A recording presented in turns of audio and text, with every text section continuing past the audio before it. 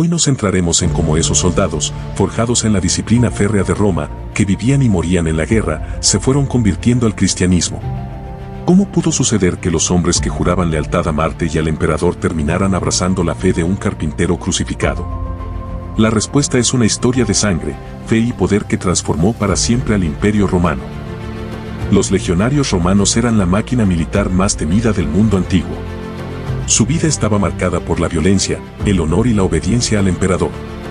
Pero en las provincias orientales, donde las legiones hacían guardia, comenzó a correr un rumor inquietante: un hombre crucificado en Judea había resucitado. En los campamentos de Siria y Egipto, algunos soldados escucharon el mensaje de los seguidores de Jesús. Al principio lo ridiculizaron, pero pronto, cansados de campañas interminables y del vacío de los sacrificios paganos, algunos hallaron en ese mensaje algo distinto: esperanza, igualdad, la promesa de vida eterna. El conflicto era inevitable, el juramento al emperador exigía sacrificios a los dioses. El cristianismo, en cambio, lo prohibía. Los primeros legionarios convertidos pagaron con su sangre el precio de la fe.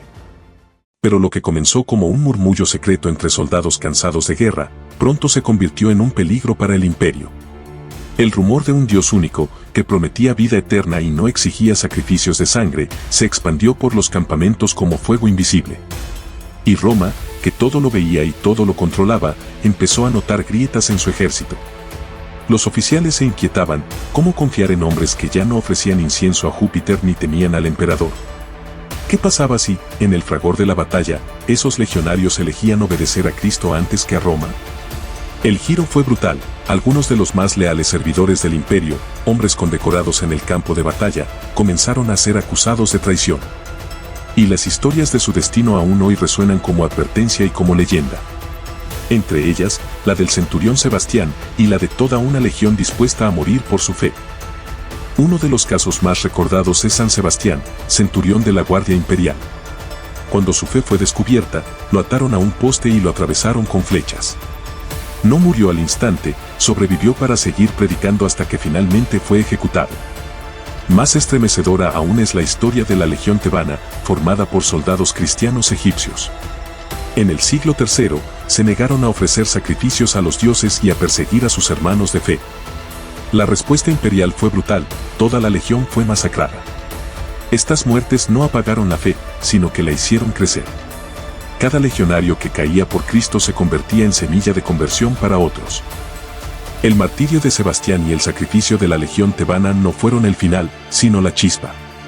Roma había querido sofocar la fe con sangre, pero solo consiguió sembrarla con más fuerza. En las sombras de los campamentos, la pregunta se volvió inevitable: ¿puede un hombre blandir la espada por Roma y, al mismo tiempo, seguir al Cristo crucificado? Así nació un dilema que ningún emperador pudo resolver, y que los propios soldados tuvieron que enfrentar con su conciencia como único juez. Ser legionario y cristiano era una contradicción peligrosa. El soldado debía matar sin dudar, pero el Evangelio hablaba de amar incluso al enemigo. Algunos obispos condenaban el servicio militar, otros lo aceptaban como una necesidad para defender al imperio.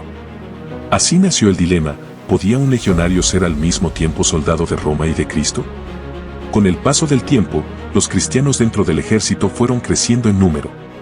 Muchos permanecían en secreto, participando en reuniones clandestinas, celebrando la Eucaristía en las sombras de los campamentos. Roma no lo sabía, pero sus ejércitos ya tenían un nuevo espíritu gestándose en su interior. Por décadas, la tensión se mantuvo en un frágil equilibrio: soldados que rezaban en secreto, obispos que discutían si se podía matar por el imperio. Pero la historia estaba a punto de dar un vuelco inesperado.